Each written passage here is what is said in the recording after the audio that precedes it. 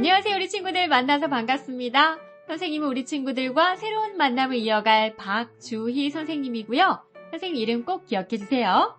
이번 특강은 사회 1과정에서 무려 6개 단원으로 구성되어 있는 세계지리 영역에 대한 기초 강좌가 되겠고요.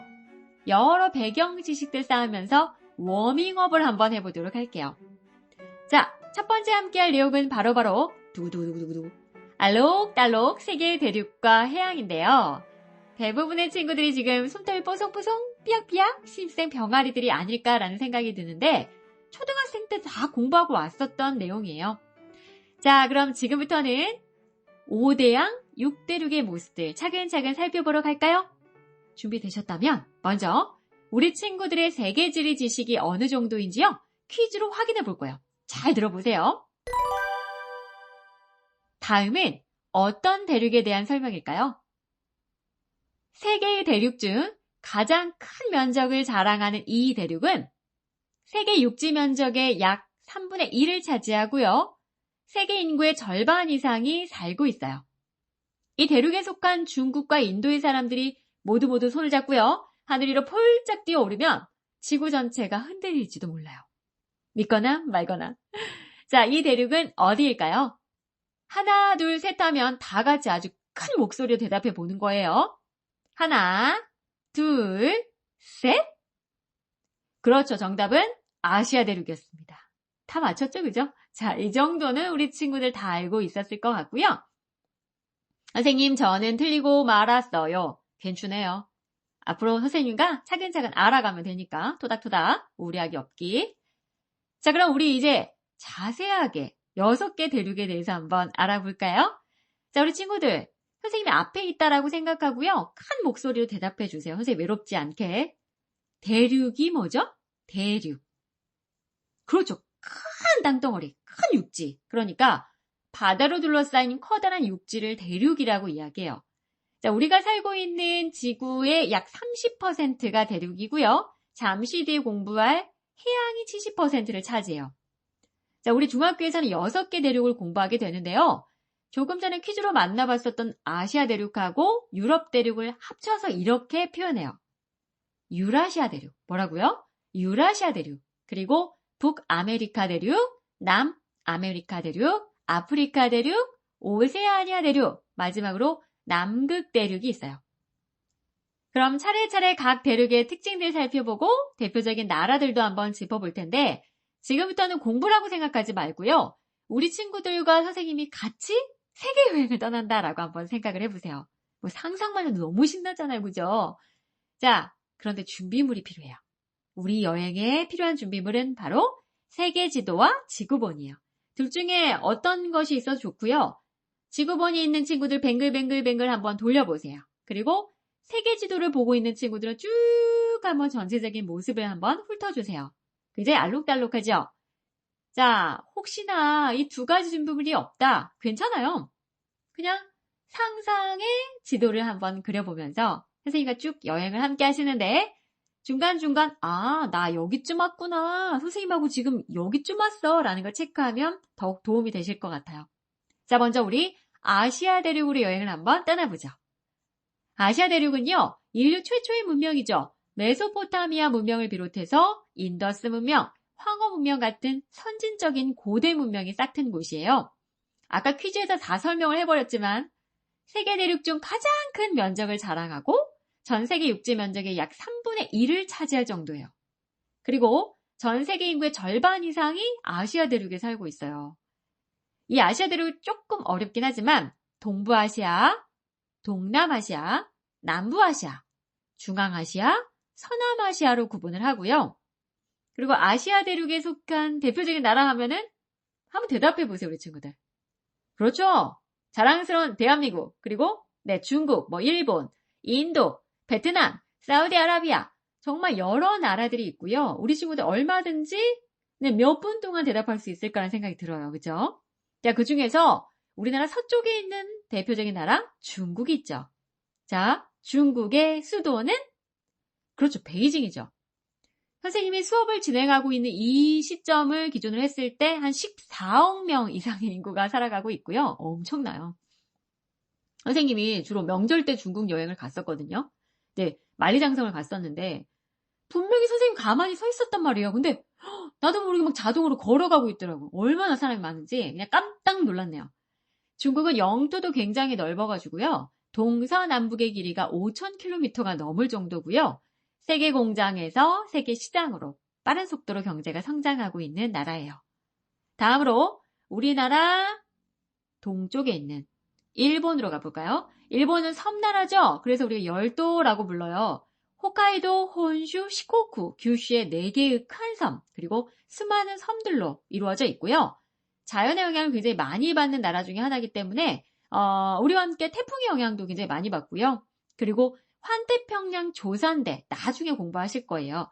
이 환태평양 조산대에 속한 나라이기 때문에 지진과 화산 활동이 굉장히 활발해요. 그리고 곳곳에 온천이 발달돼 있어가지고 많은 관광객들이 온천 관광을 즐기기 위해서 일본을 찾기도 하죠. 그리고 일본은 전자제품, 로봇 산업 이런 것들이 매우 발달돼 있고요. 일본의 수도는 네, 도쿄죠, 도쿄. 그 예능 보면은 수도 퀴즈 그렇게 많이 나와요. 근데 너무 모르더라고. 자, 우리는 기본적인 수도는 좀 알아둡시다. 다음으로 우리 어디 갈 거냐면요. 지금 당장 달려가고 싶네요. 유럽 대륙으로 가볼까요? 아시아 대륙의 서쪽에 위치한 유럽 대륙은요. 넓지 않은 면적에 비해서 굉장히 많은 나라가 모여 있어요. 영국, 프랑스, 독일 이렇게 정치, 경제, 문화가 발달한 여러 나라들이 모여 있고요. 셰익스피어, 괴테, 모차르트, 베토벤 한 번 정도 들어봤을 법한 예술가들의 대륙으로도 유명하죠. 지형, 그러니까 땅의 모양과 기후 등의 특징을 기준으로 해서요. 어떻게 지역을 구분하냐면 서부 유럽, 북부 유럽, 남부 유럽, 동부 유럽, 그리고 러시아로 구분을 하는데 사실 많은 친구들이 질문을 해요. 선생님, 러시아는 정확하게 어떤 대륙에 속해 있나요? 세계지도 같은 데 보면은 되게 쉽죠. 유럽 대륙과 아시아 대륙이 걸쳐 있죠. 그러니까 한마디로 정확하게는 유라시아 대륙에 속해 있다라고 표현하는 게 맞아요. 이제 문화적으로는 유럽의 영향을 많이 받은 나라고요. 그리고 러시아는 세계에서 가장 면적이 넓은 나라예요. 기억하실 수 있겠죠? 이 유럽 대륙의 대표적인 나라도 한번 살펴볼 텐데 먼저 또 여행 가고 싶네요. 영국입니다. 영국은 빅벤, 타워 브리지 이런 랜드마크라고 하죠. 그러니까 지역의 대표적인 상징물들. 자, 이러한 상징물들이 있고요. 수도는 어디? 선생님 계속 질문합니다. 내가 이렇게 수도를 몰랐던가? 그렇죠. 영국의 수도는 런던이었죠. 산업혁명이 일어난 나라예요. 세계에서 공장이 가장 먼저 들어선 나라라는 거죠. 자, 후에는 많은 식민지까지 확보하면서 해가 지지 않는 나라 대영 제국이라고 불렸어요. 자, 우리 친구들은 해리포터의 나라로 더 많이 알고 있죠. 그죠? 네, 선생님은 영국 하면 영국 프리미어 리그가 가장 먼저 떠올라요. 선생님 외모와 달리 축구를 굉장히 좋아해가지고 영국 여행 갔을 때요. 친구랑 단둘이 갔었는데 손흥민 선수 경기 한번 보겠다고 일정을 요리조리 얼마나 바꿨는지 아직도 그때 설렘을 잊을 수가 없네요. 자, 다음으로 베를린을 수도로 하는 독일이에요. 자, 독일은 제1차 세계대전, 제2차 세계대전의 영향으로 굉장히 어려움을 겪기도 했지만요. 라인강의 기적을 이룬 나라로 유명하고요. 독일 하면 또 맥주죠. 미넨의 맥주 축제, 옥토버 페스트가 굉장히 유명해요. 프랑스도 살펴볼까요? 자, 에펠탑의 도시 파리가 수도죠, 그죠? 프랑스는 예술가, 포도주의 나라예요. 굉장히 많은 관광객들이 이곳을 찾고 있고요. 또 즐거운 여행을 즐길 수 있는 온화한 날씨가 1년 내내 지속이 돼요. 파리만 하더라도요. 해마다 1,000만 명 이상의 관광객들이 방문하고 있는 대표적인 관광도시예요. 선생님도 베르사유 궁전을 비롯해서 루브르 박물관, 몽마르트 언덕, 개선문 자, 거기서만 찍은 사진이 한 500만 장 되는 것 같아요. 자, 마지막으로 이탈리아 또 빠뜨릴 수가 없죠. 이탈리아 수도는 어디? 그렇죠. 로마죠. 세계 지도를 보면요. 이탈리아 국토가 굉장히 독특해요. 얼핏 긴 장화 모양 같기도 하고 또 부추 모양 같기도 하고 그렇잖아요. 그래서 찾기가 쉬운데 온대 기후 중에서도 지중해성 기후가 나타나는 지역이에요. 그래서 사람 살기 참 좋지만 여름이 좀 문제예요. 여름철이 되면요. 기온이 높다 못해가지고 이때 여행 가잖아요. 완전 태양빛에 내가 녹아버릴 것 같은 그런 날도 있어요. 여름철에는 굉장히 그리고 건조해요. 그래서 건조한 날씨에 잘 견디는 과실나무를 재배하는 걸 수목농업이라고 하는데 이런 수목농업이 발달해서 포도, 올리브 등을 재배해요. 그래서 이탈리아 여행 가잖아요. 선생님도 우리나라 라지 사이즈 피자 같은 거 그거 한 5,000원밖에 안 하더라고요. 뭐 거의 매일 먹었던 것 같은데 거기 보면 반드시 토핑으로 올리브가 올라가잖아요. 이게 수목 농업의 영향이고요. 그리고 이탈리아 하면 또 축구 열기 대단하죠. 그리고 로마에 가보면 대표적인 랜드마크 하나가 있어요. 고대 원형 경기장, 콜로세움이 있죠, 그죠? 자, 여기도 이제 축구장 형태랑 비슷한데 여기서 검투사 경기가 주로 열렸고요. 5만 명가량의 관객을 수용할 수 있었죠. 이탈리아 여행 가보면요. 고대 그리고 르네상스의 문화유산을 그대로 간직하고 있다 보니까 굉장히 볼거리가 다양해요. 좀 시간적 여유를 갖고 이탈리아 여행 가게 되면 좀 오랜 시간 둘러보면 참 좋죠. 자, 다음으로 아메리카 대륙으로 여행을 한번 떠나볼까요? 거기 지도를 보면요. 개미 허리처럼 똑 부러질 것 같은 가는 모양의 파나마 지역이 보일 거예요. 이 파나마 지역을 기준으로 북쪽을 북아메리카, 남쪽을 남아메리카라고 하고요. 북아메리카 대륙에는 세계적인 강대국이죠. 미국, 그리고 캐나다 등의 선진국이 있어요. 먼저 미국은요. 정식 명칭이 아메리카 합중국이죠. 인구는 3억 명이 넘어요. 그리고 넓은 영토, 풍부한 자원, 살기 좋은 환경 이런 것들로 인해서 일찍부터 선진국으로 성장할 수 있었고요. 인종의 전시장이라고 불릴 만큼 굉장히 다양한 인종이 모여 살죠. 자, 과거에 영국의 지배를 받았어요. 그래서 독립했기 때문에 아직도 영어를 사용하고요. 대부분 크리스트교를 믿어요. 자, 미국의 수도는 뉴욕 아니에요. 뉴욕 아니란 말이에요. 수도는 워싱턴 DC고요. 세계경제 1번지 뉴욕에 가면요. 대표적인 미국의 랜드마크 자유의 여신상을 볼 수가 있죠. 다음으로 강과 호수의 나라로 알려진 캐나다로 가볼게요. 캐나다는 러시아에 이어서 세계에서 두 번째로 면적이 넓은 나라고요. 영토의 4분의 3이 추운 지역이에요. 그래서 사람들은 여기 추운 지역 피해서 사는데 토론토, 몬트리올, 캘거리, 오타와, 에드먼턴 이런 곳에 모여 살고요. 굳이 선생님이 얘기해준 이유가 있어요. 이 중에 캐나다의 수도가 숨겨져 있어요. 어딜까요? 그렇죠. 캐나다의 수도 의외로 많이 모르더라고요. 오타와예요, 오타와. 이 캐나다는 굉장히 자연이 아름답고요. 넓은 영토에 걸맞게 천연가스, 철광석 이런 자원들도 굉장히 풍부해요. 자, 이제 우리 어디로 가볼까요? 파나마 지역의 남쪽이죠. 남아메리카 대륙으로 한번 가볼게요. 이곳은 마야, 아스테크, 잉카로 이어지는 고대 문명이 탄생한 땅이고요. 아마존강 유역에는 세계에서 가장 큰 밀림, 즉 열대 우림이 형성되어 있어요. 그리고 세계에서 가장 긴 산맥이죠. 안데스 산맥도 쭉 뻗어 있어요. 이 남아메리카에는 브라질, 아르헨티나, 칠레 등의 나라가 있는데요. 그 중에서 남아메리카에서 가장 넓은 면적을 차지하는 나라가 바로 브라질, 삼바, 또 축구, 리우 카니발 이런 것들로 유명한 나라죠. 브라질은 크게 북부의 아마존강과 또 남부의 브라질 고원으로 나뉘고요. 보크사이트, 추석, 크롬과 같은 광물 자원도 풍부하고 커피로도 유명해요. 수도는 브라질리아입니다.